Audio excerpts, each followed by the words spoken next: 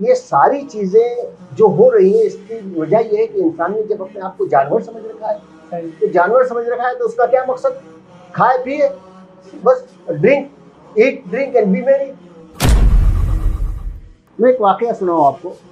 आप सल्लम हजतुल विदा जा रहे थे और आपके साथ आपके ऊँट पर फजल बिन अब्बास रज़ियल्लाहु तआला अन्हु जो आपके चचा भाई हैं, उस वक्त नौजवान थे, काफ़िले आ रहे थे। काफ़िलों में ख़्वातीन भी थी और एहराम की हालत में ख़्वातीन के चेहरे खुले होते हैं। कोई भी ऐसा काफ़िला आता, कोई खातून नज़र आती तो उनकी तरफ देखने लगते। आप सल्लम बस ये करते कि उनका चेहरा दूसरी तरफ घुमा देते। एक दो बार ऐसा किया। ये कितना खूबसूरत अंदाज़ है तालीम देने का। आज ये मादा परस्ताना नुक्ते नज़र की वजह से, इकोनॉमिकल उसकी वजह से ये होता है कि शादियां बहुत देर से होने लगी। यानी ये कि अब बच्चा अच्छा कमाने लगे, बल्कि कमाने के बाद उसका खुद का मकान हो जाए, उसकी खुद की गाड़ी हो जाए, फिर शादी करेंगे। इसकी रेमेडी में सबसे पहली चीज़ कि हमें अपने नौजवानों को बताना होगा कि तुम्हारी ज़िंदगी का मकसद क्या है। तुम सिर्फ खाने की पीने कमाने के लिए नहीं आए हो। कि हया नहीं है ज़माने की आँख में बात, खुदा करे कि जवानी रहे तेरी ज़िंदगी। अस्सलामु अलैकुम वरहमतुल्लाहि वबरकातुहू। हम अभी एक एनवायरमेंटल क्राइसिस से गुजरे। ये एनवायरमेंटल क्राइसिस की डिबेट हमारे यहाँ चल रही है। इस डिबेट में और ज़्यादा गर्मी पैदा कर दी मई जून की गर्मियों ने। लेकिन एक और क्राइसिस है जो हमारी सोसाइटी में बहुत पनप रहा है। जिस मोरल क्राइसिस की हम बात कर रहे हैं दोस्तों, इनमें बेशुमार चीज़ें शामिल हैं, लेकिन बिलखुसूस ये जो चीज़ें हैं ये मुतासिर करती हैं समाज में नौजवानों को। इनमें अगर देखें तो बेशुमार चीज़ें हैं, जैसे बेहयाई है, ड्रग्स है, शराब है, जुआ है। ये बुराइयां ऐसा है कि आज ही पैदा हुई हैं या पहले भी थी, ये भी एक बहुत बड़ा सवाल है। और इसी तरह इसके हल को लेकर हम क्या कर सकते हैं, बिलखुसूस इस्लाम इसमें क्या रहनुमाई हमको करता है, ये चीज़ें भी, इस पर भी हम मोहतरम से बात करेंगे। सबसे पहले तो मैं ये जानना चाहूँगा कि जब हम बात करते हैं इन मसाइल की कि ड्रग्स एडिक्शन या जो है बेहयाई के मवाद जिस तरह लोगों के लिए इजीली एक्सेसिबल हैं, आसानी से मिल जाते हैं, आज टेक्नोलॉजी की वजह से ये चीज़ें ज़्यादा बढ़ गई हैं। तो मेरा सवाल पहले यही है, नौजवानी की उम्र से आप इस्लाम को मुताला करने लगे थे और इस्लामिक तंजीम से आपकी निस्बत भी कायम हो गई थी, तो मैं चाहूँगा कि आपका जो ऑब्जर्वेशन रहा उसमें ज़रा कुछ हमारी रहनुमाई करिए कि ये इन चीज़ों में बढ़ोतरी हुई है या क्या सूरत हाल हुई है, क्या चेंज आया है।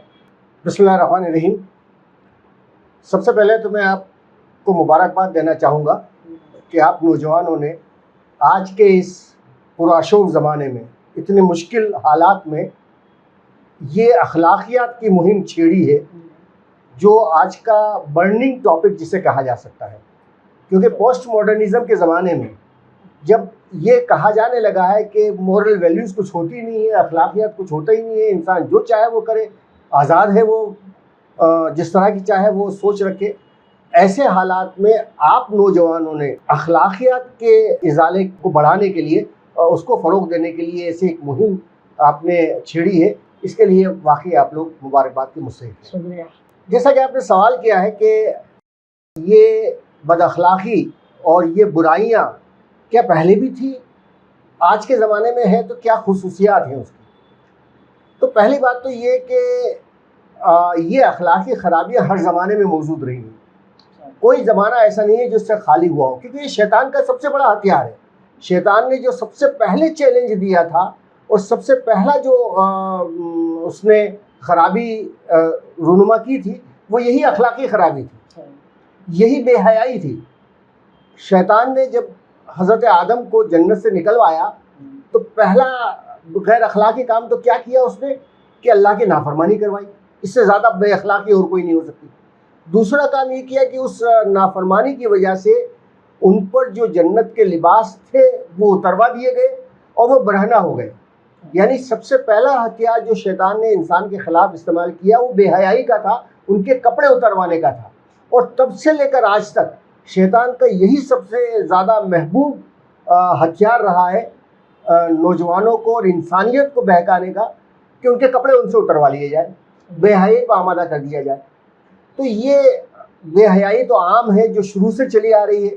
आज तक। लेकिन आज के हालात में इसको एक नई शक्ल मिल गई है।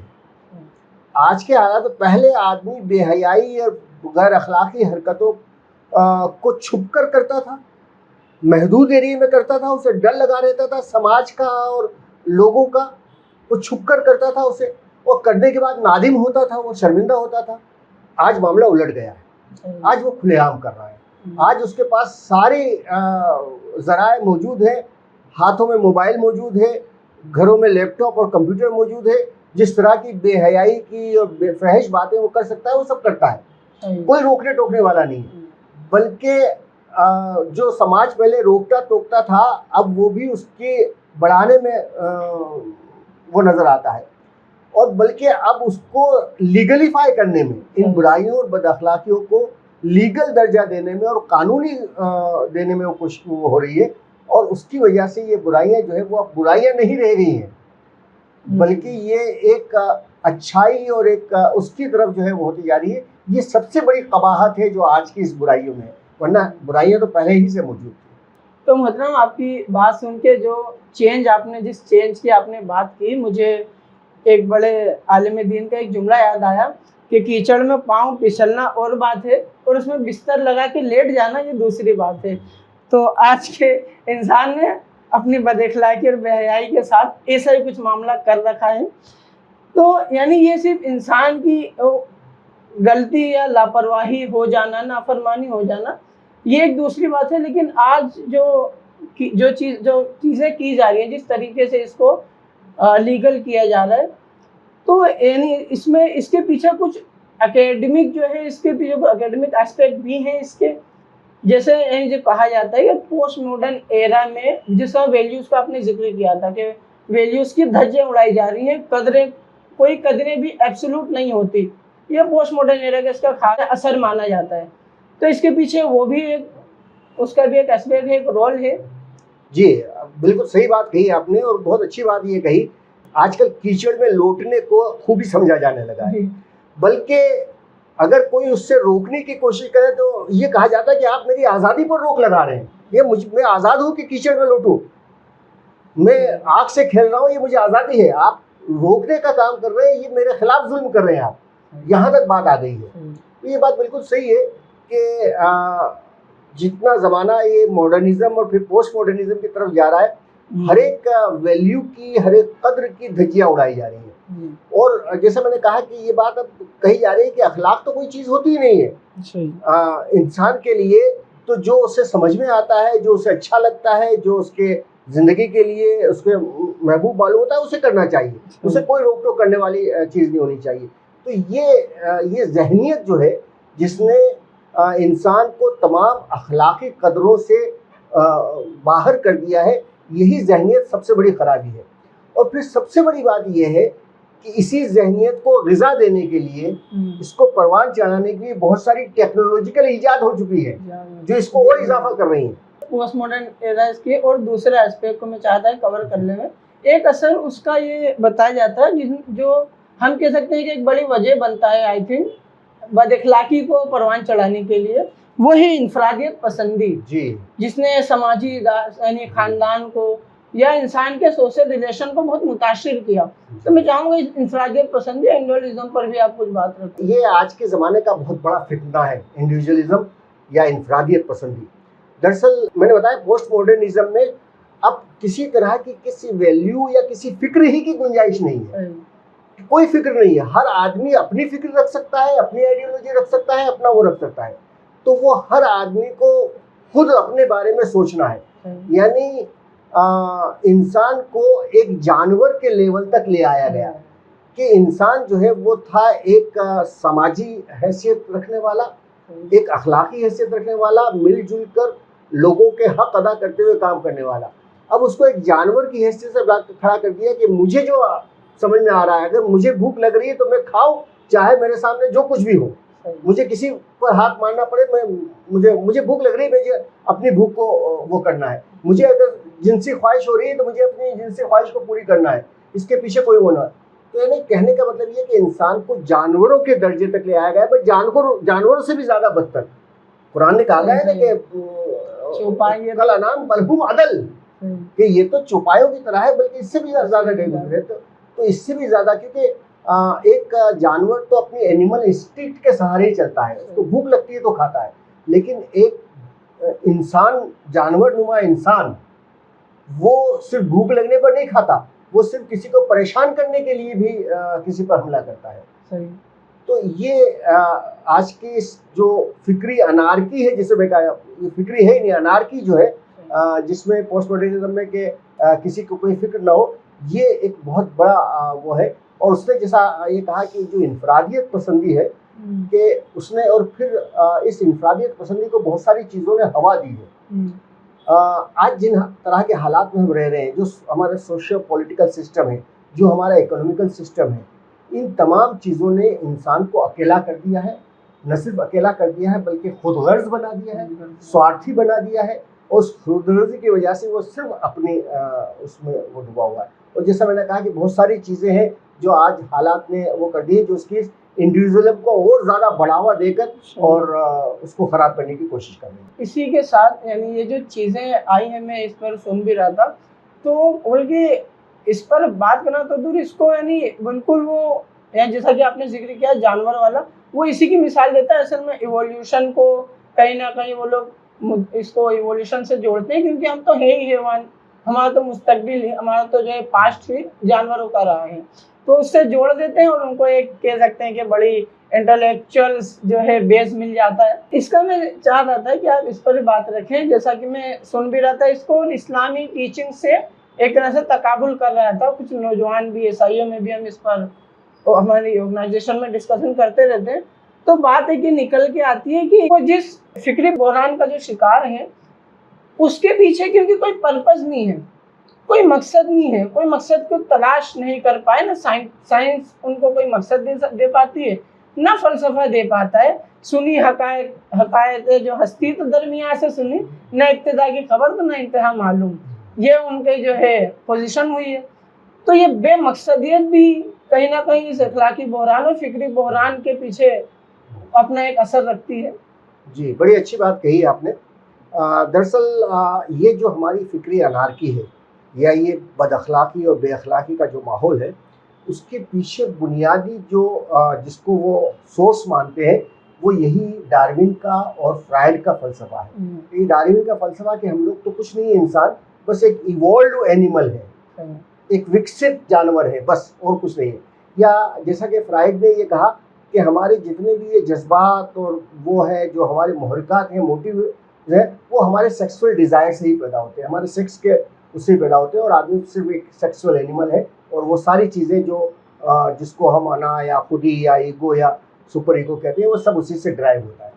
तो इसमें जो है वो हमें बहुत, यानी हमारी इस बदअखलाकी को आज की, उसको एक कुछ साइंटिफिक बैकग्राउंड और साइंटिफिक दलीलें देने की कोशिश की है। अच्छा, इस सिलसिले में ये है कि आपने एक बहुत अच्छी तरफ इशारा किया, मैं उसकी तरफ ख़ास तौर पर बहुत तफसील से आप लोगों के सामने बात रखना चाहता हूँ कि ये सारी चीज़ें जो हो रही हैं, इसकी वजह ये है कि इंसान ने जब अपने आप को जानवर समझ रखा है, तो जानवर समझ रखा है तो उसका क्या मकसद, खाए पिए बस, ईट ड्रिंक एंड बी मेरी, बस। तो ये यही चीज़ है जिसने इंसानियत को जानवर की हद तक गिरा दिया है। इंसान है तो इंसान की ज़िंदगी का एक मकसद है।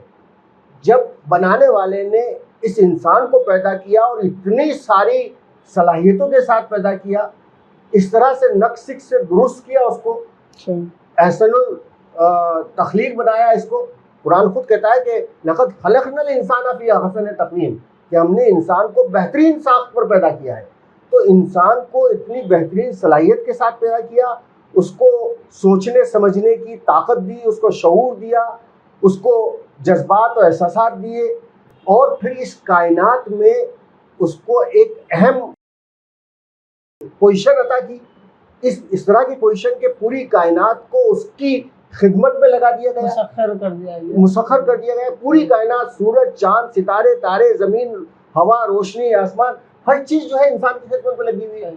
बल्कि ये सारी चीज़ें मिलकर गेहूं का एक दाना पैदा करती है, और वो गेहूं का दाना हज़रत इंसान के काम आ रहा है। तो कहने का मतलब ये है कि इस इतनी वसी कॉम्प्लिकेटेड कायनात में इतना बासलाहियत इंसान को पैदा करना, तो क्या ये बगैर मकसद के होगा? इस इंसान का मकसद भी सिर्फ जानवरों की तरह होगा? यही है जो इन तमाम बदअखलाकियों की जड़ है।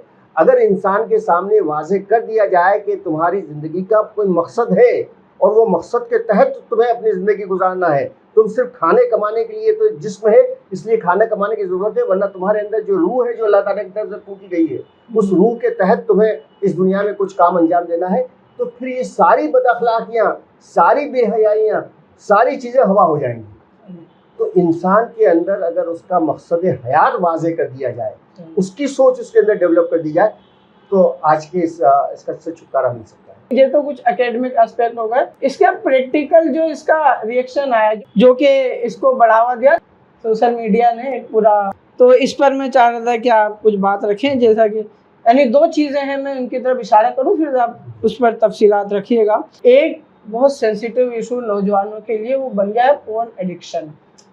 फहश के तरफ इंसान का इतनी तेज़ी से बढ़ना और उसके लिए आसान भी कर देना। दूसरा ड्रग एडिक्शन। तो ये दो चीज़ों, टेक्नोलॉजी ने किस तरह इन दोनों चीज़ों को आसान किया और टेक्नोलॉजी के इस्तेमाल में नौजवान फिर किस तरह इसके पीछे लगे जा रहे हैं। मैं चाह रहा हूँ कि इस पर जरा कुछ बात करें। नहीं, बहुत अच्छी बात कही आपने। मुझे अल्लामा इकबाल का एक शेर याद आ रहा है कि हया नहीं है ज़माने की आँख में बाकी, खुदा करे कि जवानी रहे तेरी बेदार। तो आज वाकई ज़माना की आँख बेहया हो गई है। ऐसे माहौल में एक नौजवान को अपनी चेस्टिटी, अपनी हया, अपने अखलाक को कायम रखना, ये एक बहुत बड़ा चैलेंजिंग काम है।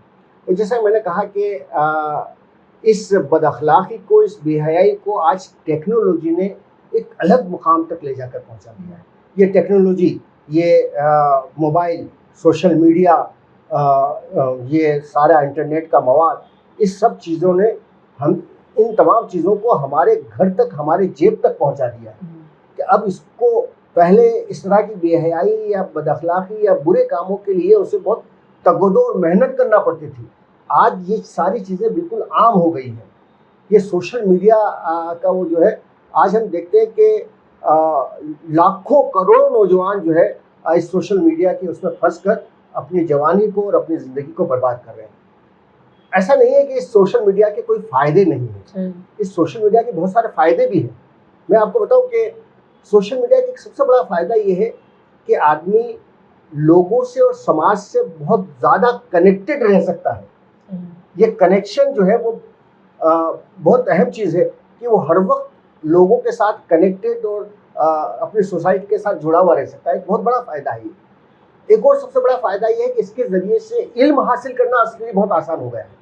नई नई चीज़, मालूमात हासिल करना, इल्म के सोर्स तक उसका वो तमाम चीज़ें अब उसके लिए बहुत आसान हो गई है। अगर वो चाहे तो बहुत से मामलात में इल्म का ख़जाना अपने सामने जमा कर सकता है। एक और बड़ी अहम चीज़ जो इस सोशल मीडिया या इस टेक्नोलॉजी के से सामने आती है, वो ये है कि सेल्फ रियलाइजेशन और अपने आप को मनवाना और क्रिएटिविटी।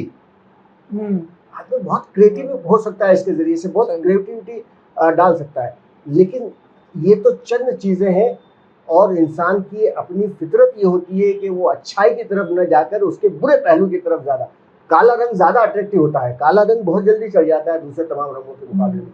इसलिए इसकी जो तमाम बुराइयां हैं, और उसकी बुराइयां में आप देखें कि जैसा आपने इशारा भी किया कि पोर्नोग्राफी, ये आज का सबसे ज़्यादा देखा जाने वाला इंटरनेट पर उसमें वो हो गया है और पूरी दुनिया की इकोनॉमी इसके ऊपर टिकी हुई है। करोड़ों डॉलर का कारोबार रोज़ाना का इसका होता है इस पोर्नोग्राफी के ज़रिए से।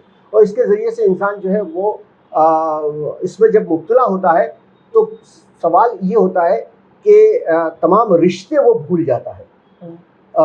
औरतों की और उसकी कोई अहमियत उसके जहन में नहीं रह जाती। वो सिर्फ उसको एक खिलौना और उसको एक इस्तेमाल करने वाली चीज़ ही उसको समझने लगता है। और फिर उसके अलावा इस आदमी जब पोर्नोग्राफी की इस लानत में मुब्तला होता है, इस बेहयाई में मुब्तला होता है, तो फिर वो यानी अपने ज़ात को भी भूल जाता है, अपने तमाम चीज़ों को भूल जाता है और इसमें इस तरह से लग जाता है कि फिर वो किसी काम का नहीं रह जाता। तो और फिर यही चीज़ उसको ड्रग एडिक्शन की तरफ ले जाती है। यही चीज़ जो है वो उसको दूसरे तमाम जराइम की तरफ ले जाती है।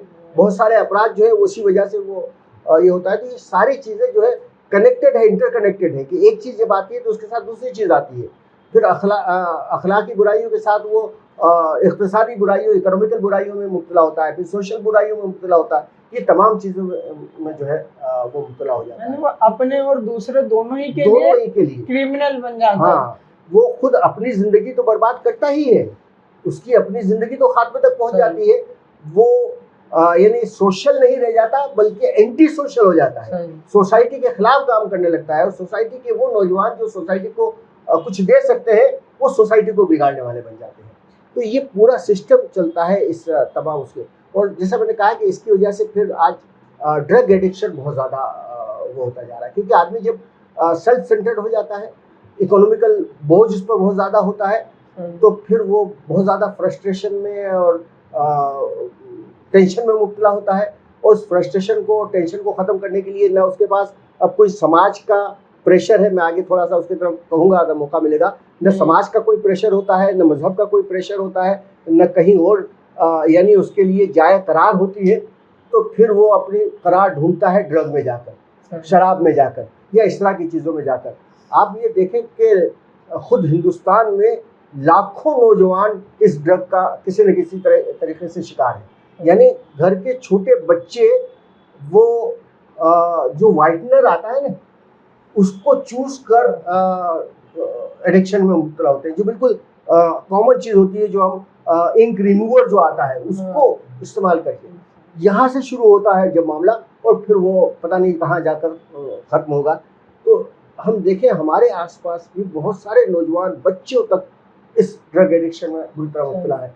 वो मोबाइल गेमों में इस तरह से मुब्तला है कि वो एक दूसरे का खून कर देने में, खुदकुशी करने तक में हिचकिचाते हैं। और इसकी एज तो अब और कम होते जा रही है, नए बच्चे जो है इसमें इन्वॉल्व होते हैं। अभी कल ही की एक खबर मैंने सुना है कि एक 16 साल के लड़के ने 9 साल की लड़की का कत्ल कर दिया और उस पर पता चला कि चोरी का केस था, वो बच्चे ने खुद कबूल किया, उस पर 20,000 का केस, 20,000 का उधार था, उसको भरना था।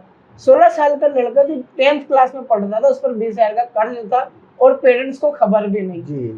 ये उस पूरे सर्कल को, उस पूरे एनवायरनमेंट को बताती है कि इंडिविजुअलिज्म की इंतहा क्या है, इंफरादियत पसंदी की, और किस तरह पेरेंट्स इससे अभी तक बेखबर हैं इन चीज़ों से। इसमें और जैसा कि आप जब बता रहे थे पूरे एनवायरनमेंट का जो आपने अपना खूबसूरत नक्शा खींचा, उसमें कुछ और चीज़ें भी मैं ऐड करता चलूँ अगर उसकी डिटेल में, जैसे जो चीज़ें इनको बढ़ावा देती हैं और जिससे नौजवान खासतौर से इन चीज़ों से मुतल्लक है, नौजवानों ही से चीज़ें मुतल्लक हैं, जैसे हमारी मूवीज़ है, बॉलीवुड इंडस्ट्रीज़ है, इसी तरह वेब सीरीज़ है, और फिर उसी तरह जो इंटरटेनमेंट्स के नए नए शोज़ हैं, एंडलेस इंटरटेनमेंट्स, उनके अंदर लज्जत परस्ती एक तरह से उनके अंदर पैदा की जाती है, और फिर उसका भी अपना नशा होता है लज्जत परस्ती का।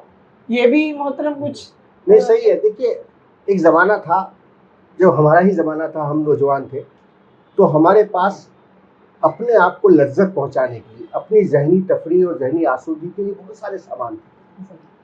घर में वालिदैन, भाई बहन, बच्चे, उनके साथ रोज़ाना शाम को न टीवी था न कुछ था, उनके साथ वक्त गुजारना, उनके साथ छोटे मोटे खेल खेलना, वो लूडो और सांप सीढ़ी और इस तरह के खेल खेलना, इससे वो लज्जत हासिल करना। स्पोर्ट्स था कि हम जाते थे ग्राउंड में, फुटबॉल और वॉलीबॉल और ये तमाम ये खेल, इससे ये वो करते थे। घरों के सामने हमारी लाइब्रेरीज हुआ करते थे, पुस्तकालय, रोज़ाना 2-3 घंटे जाकर वहाँ किताबों का ये किया करते थे। ये सारी चीज़ें अब कहाँ रही? ये कोई चीज़ इसके अलावा अपने दोस्तों और अपने उसका एक सर्कल होता था जिसमें हम मूव करते थे, जिसमें हम जाते थे, तो हमें इस बात की ज़रूरत ही नहीं महसूस होती थी कि हम कहीं कुछ और करें अपने जहनी आसूदगी और आराम के लिए। ये सारी चीज़ें हमें जो है, और ये सारी चीज़ें वो थी कि जो हमारे जहन को तो आराम देती ही थी, उसके साथ बहुत सारी नई नई चीज़ें, जब हम वालिदैन के साथ इंटरेक्ट करते थे और जब हम दोस्तों के साथ इंटरेक्ट करते थे, तो बहुत सारी नई नई चीज़ें हमें हासिल होती थी। आज का सबसे बड़ा वो ये है कि ये सारी चीज़ें ख़त्म हो गई है और इंसान बिल्कुल आइसोलेट हो गया है। इतनी सारे इंसानों की जंगल में रहते हुए वो तन्हा है, कोई उसका वो नहीं है। और जब ये तन्हाई होती है तो फिर वो और ज़्यादा अपने मोबाइल और लैपटॉप की तरफ जाता है, और वहाँ जाकर वो और ज़्यादा तन्हा हो जाता है। एक विशियस सर्कल है जो हो रहा है कि समाज के साथ न होने की वजह से आप घर में भी देखें, मैं आपको बताऊं, किसी दिन शाम को किसी घर में जाकर आप नज़ारा देखें, बाप अपना अलग मोबाइल पे लगा हुआ है, माँ अपने अलग मोबाइल पे लगी है, दूसरे भाई बहन अलग मोबाइल पे लगे, कहीं कोई बात करने वाला मौजूद नहीं है कि किसी से बात करे। तो जाहिर है कि फिर आदमी कहाँ जाएगा, वो खुद मोबाइल लेकर बैठेगा। तो मोबाइल तन्हाई के लिए मोबाइल की तरफ जाएगा, मोबाइल से और तन्हा कर देगी और ये तन्हाई बढ़ती चली जाएगी, यहाँ तक कि इंसान अपने काबिल भी नहीं रह जाता। ये सारा बहुत खतरनाक सिनेरियो है जिसकी तरफ और फिर मैं बताऊं आपको, एक चीज़ मैं भूल गया कि एक ज़माना था कि जब हम अफसाने सुनना, शायरी और ये तमाम चीज़ें, और फिर जब आपस में बैठ रहे हैं तो जो जुमले इस्तेमाल करते थे, एक दोस्त ने किसी जुमला कहा, उस जुमले में क्या लफ्ज़ इस्तेमाल किया, फिर उस लफ्ज़ की काट क्या है, उस लफ्ज़ का मुतबादिल क्या है, ये तमाम चीज़ें, इस तरह की जो बातें होती थी, ये हमें एक अलग दुनिया में ले जाती थी। क्रिएटिविटी एक अलग दुनिया में ले जाती थी। यानी हम लोग ये कहते थे कि चलिए ये गिलास आधा भरा हुआ है, ये रखा है, चलिए बताइए कि क्या है ये, तशबीह दें इसकी। तो फिर अलग अलग तशबीह, उस आधे गिलास की अलग अलग तशबीह लोग अलग अलग अंदाज से देते थे। ये आदमी का इमेजिनेशन, उसका उसकी कल्पना शक्ति ये बढ़ाती थी, और ये चीज़ जो है वो बहुत ज़्यादा काम आती है। ये सारी चीज़ें नापैद हो गई। आज आप देखें हमारे नौजवान न शायरी के वो करते हैं, न अफसाने, वो न किसी उसकी तरफ जो है वो उनकी तवज्जो है, और उसकी वजह से ये सारी चीज़ों में और ज़्यादा मुलविस होते जा रहे हैं। इसके साथ साथ ये जो माहौल है, जो सिनारियो है, इसी में एक तो हमने जनरल हम तो बात कर रहे थे, और कुछ एक्सटर्नल अक्सर हमने ज़्यादा बातें हमने की। इन सब के बीच में एक मुस्लिम नौजवान, जैसा कि आपने बात भी की इसकी, कि बेमकसदियत भी इसके पीछे बहुत एक फंडामेंटल जो है वो वजह रखती है। लेकिन एक मुस्लिम नौजवान है, उसका तो अपना एक पर्पज़ है। हमारे यहाँ मुस्लिम रिवायात में उसको मकसद बताया जाता है, याद दिलाया जाता है, खुतबे जुमा के ज़रिए चीज़ें बताई जाती हैं। इसी तरह घरों में भी हमद व नात के तराने, कुरान की तिलावत कुरान की जो है महफिलें भी जमती हैं, या कुछ ना कुछ हो ही जाता है। तो हालांकि उसमें भी कमी आ गई, लेकिन फिर भी अभी इतना बुरा मामला नहीं रहा। लेकिन फिर भी हमारे मुस्लिम नौजवानों में जो है ये जो मसाइल है, फहश के मसाइल, इसमें इजाफे की आप क्या वजह समझते हैं? क्या हमारे यहाँ कौमी तौर पर वैसे मजमूई कमजोरियाँ रही? नहीं, ये बात आपने सही कही कि हमारे यहाँ एक मुस्लिम नौजवान को तो काफ़ी कुछ हालात अच्छे मैसर आते हैं, लेकिन हुआ यह है कि एक बहुत अरसे तक ऐसे माहौल में रहने की वजह से, जो एक गैर इस्लामी माहौल था, जिसमें मज़हब सिर्फ चंद रसूमात तक महदूद था, उस माहौल में रहते रहते हमने भी इस्लाम को एक मज़हब की शक्ल दे दी, और चंद रसूमात को हमने ये समझ लिया कि बस यही चीज़ है। बाकी इस्लाम को क्या ज़रूरत कि वो आदमी के अखलाक से बहस करे, इस्लाम को क्या ज़रूरत कि वो आदमी के खाने कमाने से बहस करे, इस्लाम को क्या ज़रूरत कि वो उसको अपना वक्त कहाँ गुजारना चाहिए, कहाँ नहीं गुजारना चाहिए, इस पर बहस करें। ये चीज़ें आ गई माहौल के हिसाब से कि हमने भी इस्लाम को सिर्फ एक मज़हब समझ लिया, चंद रसूमात, और उस तक हमने अपने आप को महदूद कर लिया। वो इस्लामी तालीमात होने के बावजूद उसका सही जौहर जो है हमारी नज़रों से ओझल हो गया। और फिर ये हुआ कि चूंकि हमारा समाज का ताना बाना भी थोड़ा बिखरा, तो अब हमारे पास समाज की तरफ से भी कोई प्रेशर या समाज की तरफ से भी कोई दबाव नहीं रहा कि हम वो अपना के उसमें रहे। तो समाजी दबाव भी कम हुआ, और समाजी दबाव और समाज का असर कम हुआ, तो उसकी वजह से हमारे अंदर और ज़्यादा जो है इस तरह की खराबियाँ पैदा होती गई। इस्लाम ने जिस तरह की तालीमात दी है, अगर हम देखें ना, तो वो तालीमात इस कदर वो है। अब मैं देखो कि बताऊं कि आपको कि हया के सिलसिले में जो तालीमात इस्लाम ने दी है, किस तरह से औरत और मर्द के दरमियान में किस तरह से क्या ताल्लुक़ होना चाहिए, औरत को किस तरह से अपने काबिल शर्म हिस्सों को ढांकना चाहिए, मर्दों को कैसे अपनी नज़रें नीची रखनी चाहिए, औरतों को भी कैसे अपनी नज़रें नीची रखनी चाहिए, अगर कहीं घर में किसी के यहाँ जाए तो किस तरह से कोई चीज़ कोई खातून है तो कैसे मांगनी चाहिए, कैसे उससे कोई खातून अगर कोई अनजान शख्स आ रहा है तो उससे बातचीत करने का अंदाज़ किस तरह का होना चाहिए। ये जो तालीमात दी हैं, और ख़ुद हम आप की ज़िंदगी में देखते हैं कि किस तरह से उन्होंने तरबियत की अपने सहाबा की, ये सारी चीज़ें आज नाफिज हो गई हैं। इस्लाम ने तो मुसलमानों को एक इंस्टीट्यूशन दिए हैं, दो बुनियादी इंस्टीट्यूशन, दो बुनियादी इदारे में देता हूँ, एक ख़ानदान, दूसरा मस्जिद। मतलब ये दोनों ही इदारे डिसफंक्शन हो चुके हैं।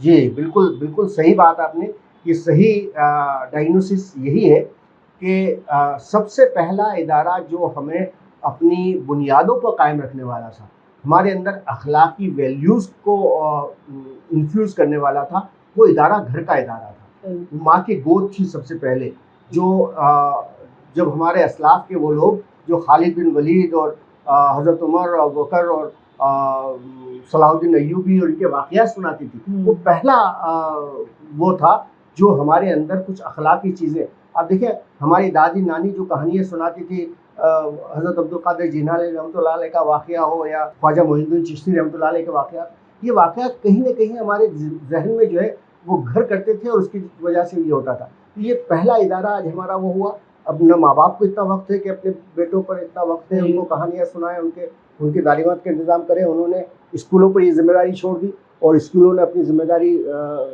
टीचर्स पर, ट्यूशन पर छोड़ दी, ये तमाम चीज़ें।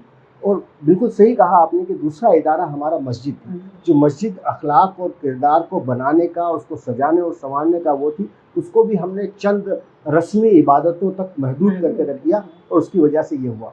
और फिर वो तालीमात, यानी आप ये देखिए कि हम, जैसा आपने कहा कि नाते सुनते हैं, सीरत के वाक़यात सुनते हैं, लेकिन उस सूरत के वाक़यात को सिर्फ वाह क्या खूबसूरत बातें कही, सुभान अल्लाह। मैं एक वाक़या सुनाऊँ आपको। आप सल्लल्लाहु अलैहि वसल्लम हज्जतुल विदा के उसमें जा रहे थे और आपके साथ आपके ऊँट पर फजल बिन अब्बास रज़ियल्लाहु तआला अन्हु, जो आपके चचाजाद भाई हैं, छोटी उम्र के थे, उस वक्त नौजवान थे, वो थे। काफ़िले आ रहे थे, काफ़िलों में ख़्वातीन भी थी और एहराम की हालत में ख़्वातीन के चेहरे खुले होते हैं, तो उनकी तरफ कोई भी ऐसा काफ़िला आता, कोई खातून नज़र आती तो उनकी तरफ देखने लगते। आप सल्लल्लाहु अलैहि वसल्लम बस ये करते कि उनका चेहरा दूसरी तरफ घुमा देते।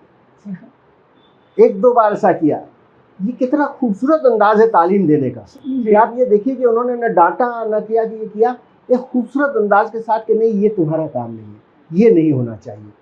तो ये इस तरह की चीज़ें जो है वो अब हमारे नौजवानों में आए, तो ये इस तरह की तालीमात इसी अंदाज के साथ लोगों उनके सामने पेश होनी चाहिए, इसके मौक़े हमें मिलने चाहिए, ये ज़रूरी है। और कुछ प्रैक्टिकल इश्यूज भी पेरेंटिंग में जो पाए जाते हैं, जो बताए जाते हैं, लेट शादी का, लेट मैरिज, जी बहुत सारी चीज़ें हैं, इसको हल के तौर पर भी पेश किया जाता है। आज ये मादा परस्ताना नुक्ते नज़र की वजह से, इकोनॉमिकल उसकी वजह से ये होता है कि शादियां बहुत देर से होने लगी। यानी ये कि अब बच्चा अच्छा कमाने लगे, बल्कि कमाने के बाद उसका खुद का मकान हो जाए, उसकी खुद की गाड़ी हो जाए, फिर शादी करेंगे।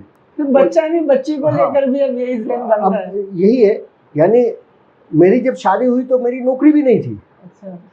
और घर होने का तो बहुत दूर की बात रही, गाड़ी होने के बाद तो बहुत दूर की बात रही कि वो कई सालों की, दसियों साल के बाद आई। लेकिन ये इसकी वजह से, और फिर दूसरा चीज़ ये कि ये होने लगा कि नहीं, लड़की की भी शादी हो तो लड़का ऐसा होना चाहिए और ऐसा होना चाहिए और ऐसा होना चाहिए। वो सारी जो सोशल और इकोनॉमिकल एक माहौल बना दिया गया है, उसने जो है एक तो दीनी रुझान ख़त्म कर दिया कि हम कोई दीनी वो तो देखते ही नहीं है, ना लड़के में ना लड़की में। ये तलाश करते हैं कि माहौल कैसा है, ख़ानदान कैसा है, उनका दीन से ताल्लुक़ कैसा है। और फिर यही होता है कि जब वक्त इतना गुजर जाता है और लड़की के मामले में ख़ास तौर पर के वक्त उसका हो चुका है, बालिग हो चुकी है, शादी की उम्र हो चुकी है, उसके अंदर ख्वाहिशात अंगड़ाइयाँ लेने लगी हैं, लेकिन उसकी तरफ नहीं जा रहे हैं, तो फिर ज़ाहिर है कि वो कहीं ना कहीं तो अपनी ख्वाहिशात के लिए जाएगी। तो वो तमाम चीज़ें फिर ये हो रहा है। तो ये बहुत सारी समाजी मसाइल हैं जिसकी वजह से ये चीज़ें पैदा हो रही हैं। बहुत सी बातें तो हमने, क्योंकि मसाइल को तो हमने अच्छा खासा कवर कर लिया, और उसी के अंदर अल्हम्दुलिल्लाह आपने उसके जो है सॉल्यूशन पर भी आपने अच्छी खासी गुफ्तगू कर दी। कुछ बातें ज़िम्नन उससे अंदर आ गई है। अब उन सॉल्यूशन पर मैं चाह रहा था कुछ और थोड़ा डिटेल में, कुछ एक सॉल्यूशन पर कुछ सॉल्यूशन मैंने नोट किए हैं। मैं बताऊं आपको कि ये असल चीज़ यही है कि हम रोना तो बहुत रोते हैं, हाँ। लेकिन अब कैसे इसको दूर किया जाए, इसकी तरफ तवज्जो नहीं होती। इसकी रेमेडी में सबसे पहली चीज़ जो इससे पहले आ चुकी है जी। कि हमें अपने नौजवानों को बताना होगा कि तुम्हारी ज़िंदगी का मकसद क्या है।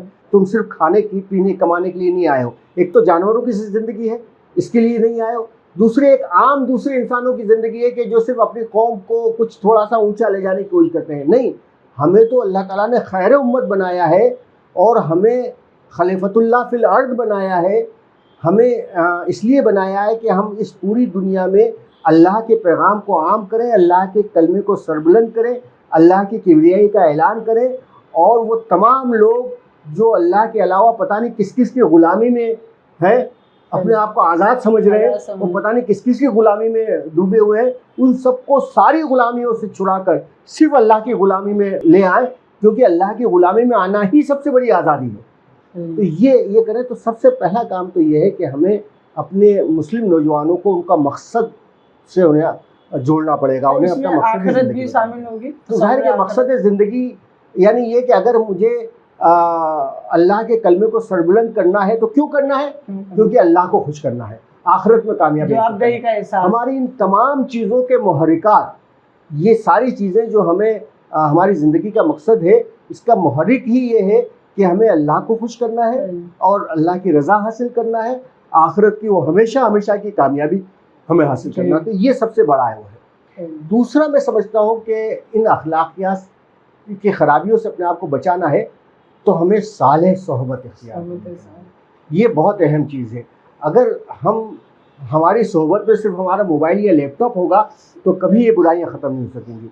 हमें सोहबत सालिहा ऐसे नौजवानों को, ऐसे लोगों का साथ जो जिनमें ये कमज़ोरियाँ ना हो और जो अपनी ज़िंदगी के मकसद से आगाह हो और उस मकसद के लिए अपनी ज़िंदगी को लगाने की कोशिश कर रहे हैं, ऐसे लोगों का साथ जो है वो बहुत ज़रूरी है। तो ये दूसरी चीज़ है। तीसरी एक बड़ी अहम चीज़ ये है कि हमारे अंदर सामाजिक कमिटमेंट होना चाहिए, सोशल कमिटमेंट, सोसाइटी को कुछ देने का जज्बा।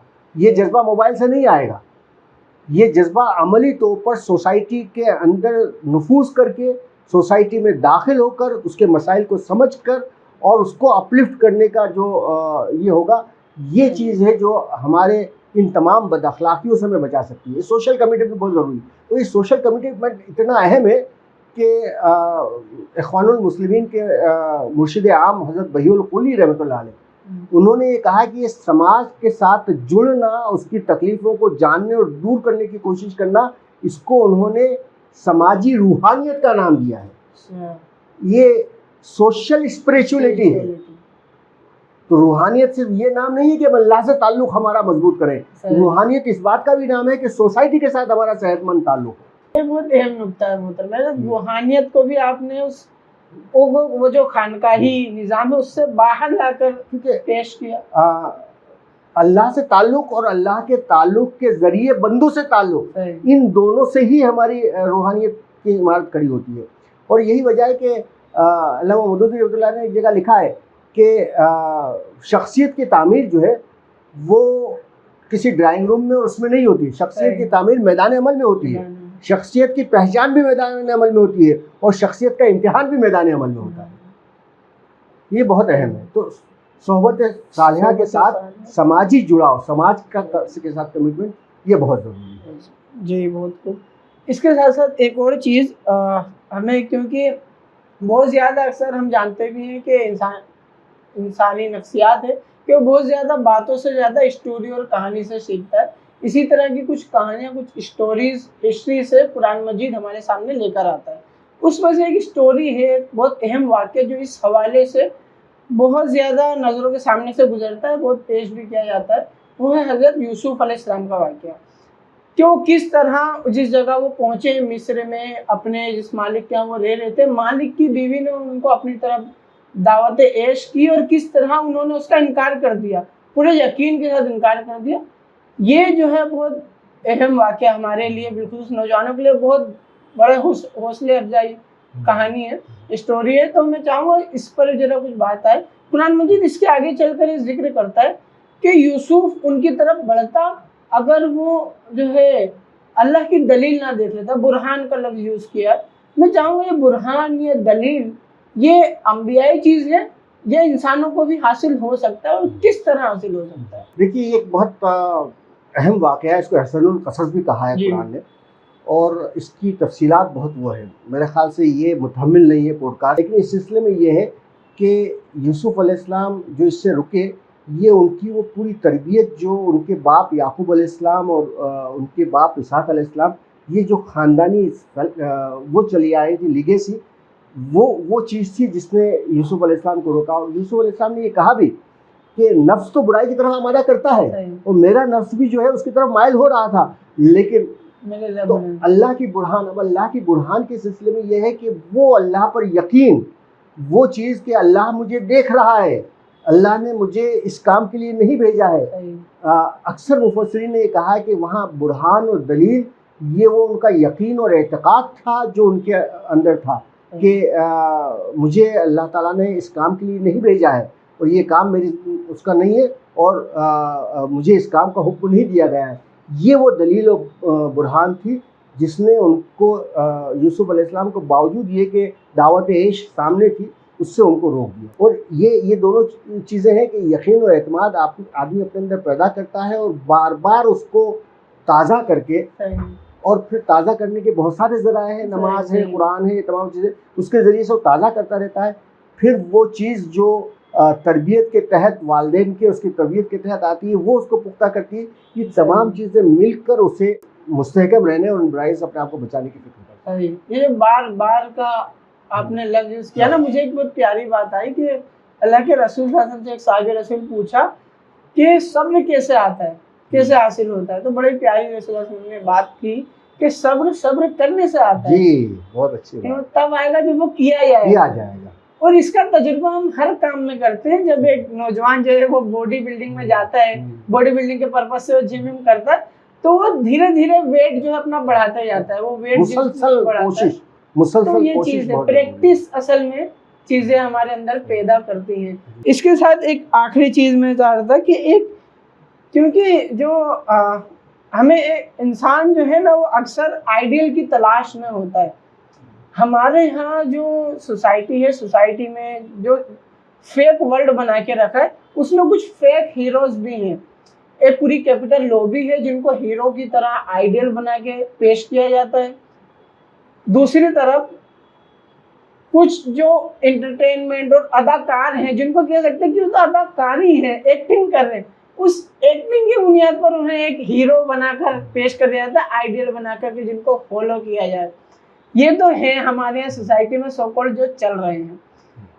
एक मुसलमानों के लिए क्या आइडियल होना चाहिए और किस तरीके का आइडियल, यानी उसको किस तरह की आप समझते हैं कि इसकी ज़रूरत है कि एक आइडियल हो जिसको फॉलो करे? इंसानी नफ्सियात ये चाहती है। बिल्कुल सही कहा आपने कि इंसानी नफ्सियात ही है कि कोई उसके सामने हो जिसकी तरह का वो बनने की कोशिश करे, उसकी तरह का, उसके हाव भाव, उसकी ज़ाहिरी चीज़ें भी, उसकी बातनी चीज़ें भी, वो तमाम चीज़ें।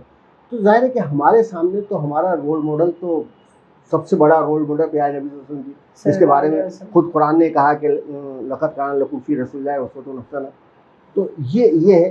फिर हमारे सामने तो एक सीरीज़ है जो रोल मॉडल्स की हो सकती है, जो तारीख़ में हमारे सामने, और फिर ये है कि वो उनकी तारीख़ कहीं छुपी हुई या वो नहीं है, बल्कि बहुत रोशन है तारीख़ में, उनकी सारी चीज़ें बहुत रोशन है। लेकिन ये तो तारीख़ की बात है। हम अपने आसपास भी बहुत सारे रोल मॉडल्स देख सकते हैं। हम अपने तहरीक में देखते हैं, हमारे तहरीक के लोग, अगर हम हिंदुस्तान की उस पर नज़र डालें तो अभी हमारे माज़ी करीब के बहुत सारे ऐसे लोग जिन्होंने किस तरह से अपनी ज़िंदगियाँ जो है इस काम में लगा दी, और कैसे जो है उन्होंने इस मामले में उरूज पाया, उन तमाम वो है। हमारे खुद गुजरात में अगर हम देखें तो हमारे असलाफ में तहरीक के बड़े लोगों में ऐसे लोग हैं जिन्होंने अपनी ज़िंदगियाँ, बावजूद ये कि बहुत बासलाहियत थे, अपनी ज़िंदगियाँ जो है वो लगा दी इस काम में, और इसके लिए अपने आप को वक्फ कर दिया। तो ये हम अपने आसपास के लोगों को, इनको देख सकते हैं, उनके बारे में पढ़ सकते हैं, उनके बारे में उनमें से किसी को अपना रोल मॉडल वो बना सकते हैं। लेकिन इसके लिए हमें जानने और समझने की ज़रूरत पड़ेगी। सबसे पहला तो ये है कि हमें इस तरह के रोल मॉडल को, कि हमें हमारी ज़िंदगी के असल मकसद को, और ज़िंदगी के बाद जो आखिरत का मरहला आने वाला है, उसमें हमें कामयाबी अता करें, हमें ऐसा रोल मॉडल चाहिए। सबसे पहले तो हमें ये ज़हनियत बनानी पड़ेगी और फिर ऐसे लोगों को हमें तलाश करना पड़ेगा, और ऐसे लोगों की कहीं कोई कमी नहीं है, और ऐसे लोगों को तलाश करके फिर हमें उनकी तरह से अपने आप को बनाने और उनके किरदार में अपने आप को ढालने की कोशिश करनी। मजबूत इताअत भी चाहिए इसके साथ साथ। उसके साथ सिर्फ उनको सुभान अल्लाह और उनकी वाह करने से काम नहीं चलेगा, बल्कि उनके तरीके के मुताबिक अपनी ज़िंदगी में तब्दीली लाने की कोशिश भी करना होगी।